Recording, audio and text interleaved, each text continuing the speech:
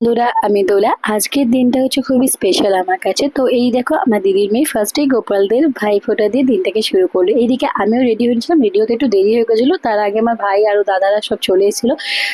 তারা ছিল কাজে যাওয়া, তো তাদেরকে ফোঁটা দিয়ে দিলাম।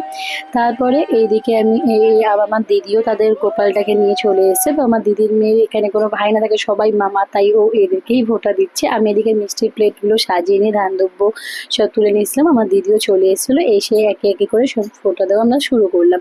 তো আমিও এখানে ফোঁটা দিয়ে নিচ্ছি দাদাকে। এদিকে ফোঁটা দেওয়ার পর একটু মিষ্টি খাইয়ে নিলাম। তারপরে এবার এলো আমার ভাই।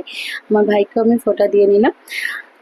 তো ও তো মিষ্টি খেতে চাইছিল না সকালবেলা, তাই ওকেও একটু মিষ্টি মুখ করালাম। তারপরে এই দেখো, আমার ভাই আমাকে গিফট দিয়েছিল, শাড়িটা খুব সুন্দর ছিল, যেটা আমি তোমাদেরকে পরে শেয়ার করব। আমার তো খুব পছন্দ হয়েছিল। তারপরে একে একে আমার বরকে, আমার ভাইয়ের বউ ফোঁটা দিল।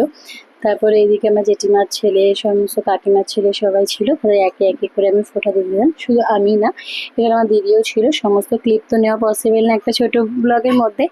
আর আমার দিদির মেয়ে ছিল, তারপরে আমার বোনেরা সবাই পরপর একে একে করে ফোঁটা দিল। তো রাত্রি শেষে ফোটার পর আমরা খাওয়া দাওয়া করলাম, যেটা ক্লিপ নেওয়া হয়নি। খুব মজা করছিলাম আর ক্লিপ নিতে পারিনি।